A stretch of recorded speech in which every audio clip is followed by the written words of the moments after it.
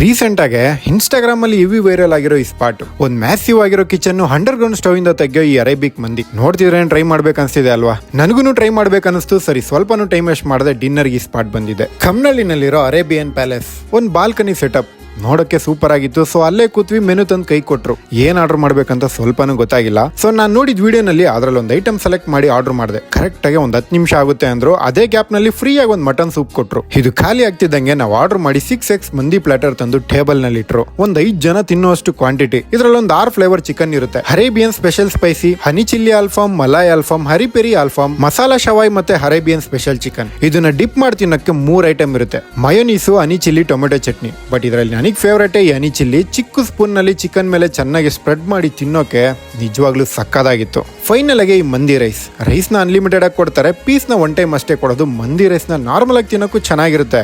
But ಒಂದು trick ಹೇಳ್ತೀನಿ, ಈ ರೈಸ್ ಜೊತೆ ಮೈನೀಸ್ ಹಾಕಿ ಟೇಸ್ಟ್ ಮಾಡಿ. ನಿಜವಾಗ್ಲೂ ಹೇಳ್ತೀನಿ, ಈ ವಿಡಿಯೋ ಎಡಿಟ್ ಮಾಡ್ಬೇಕಾದ್ರೆ ನನಗೆ ಇನ್ನೊಂದ್ಸಲಿ ಟ್ರೈ ಮಾಡ್ಬೇಕನ್ನಿಸ್ತು. ಫೈನಲ್ ಆಗಿ ಡೆಸರ್ಟ್ ಗೆ ಮ್ಯಾಂಗೋ ಟ್ರೆಸ್ ಲೀಚಸ್ ಮತ್ತೆ ಚೆನ್ನಾಗಿ ಫ್ರೂಟ್ಸ್ ತೇಲ್ತಿರೋ ಈ ಫ್ರೂಟ್ ಕಸ್ಟರ್ಡ್. ಇದ್ರಲ್ಲಿ ಯಾವ್ದು ಬೆಸ್ಟ್ ಅಂದ್ರೆ ಏನ್ ಹೇಳಿ, ಎರಡೂ ಸೂಪರು. ಸೊ ವೀಕೆಂಡ್ಗೆ ಧಾರಾಳವಾಗಿ ಈ ಸ್ಪಾಟ್ ವಿಸಿಟ್ ಮಾಡಿ.